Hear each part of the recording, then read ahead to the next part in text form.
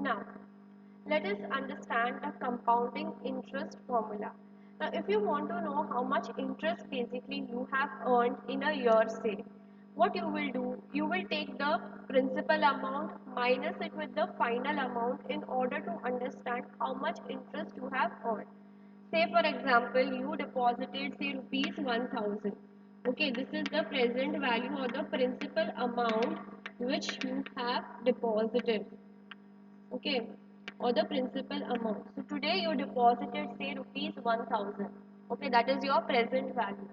And after a period of say 3 years, after 3 years, you are getting an amount of 1500. Okay, this is your future value. Today you deposited 1000 rupees. Okay, that is your principal amount, that is your present value. And over a period of 3 years, say you are getting an amount of 1500, which is your future value. Now you want to know how much interest did you earn. In order to know how much interest you earn, basically what you will do, you will take your future value and minus it with your present value. So future value is 1500, minus it with the present value which is 1000. You will get your interest amount which is 500 rupees, isn't it?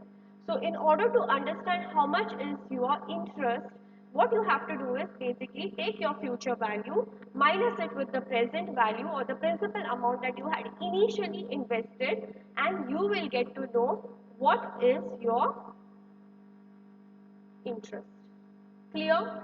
You will get to know what is your interest. That similar concept let us apply over here in order to understand the formulae.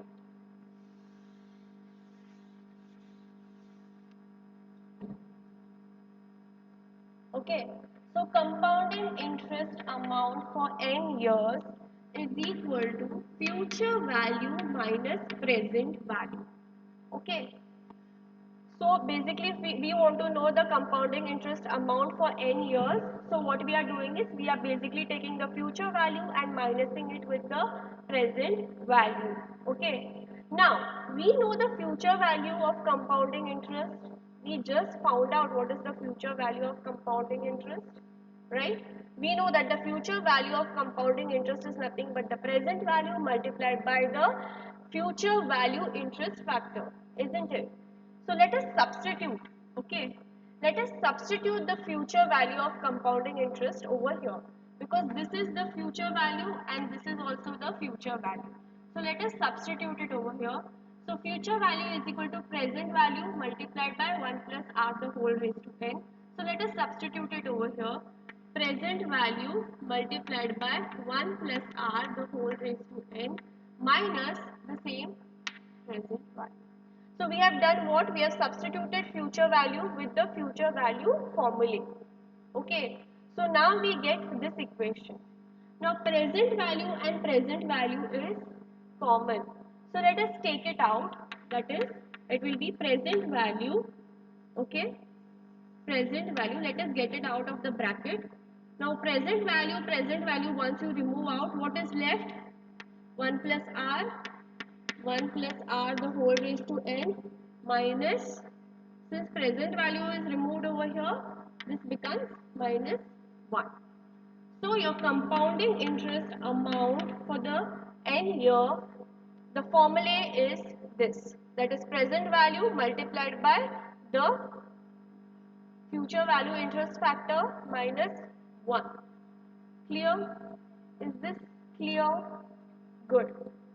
So this is your compounding interest amount formula. Okay. Now how to go about with finding the number of years and all that, everything, all those detailed explanation of those formulae I have uploaded on Google Classroom. You all can refer to those notes and try to understand how you can use the same formula in order to find R, in order to find number of years, in order to find the principal amount. Okay, the same formula, how it can be used in order to find R, N and the principal amount. I have explained it. I have uploaded the file on Google Classroom. Please refer to that file. Okay, so now let us Move on to the problems. Okay, this file in which there are formulas, right, of compounding interest, in that file there are also some basic problems which I will be covering today in the class.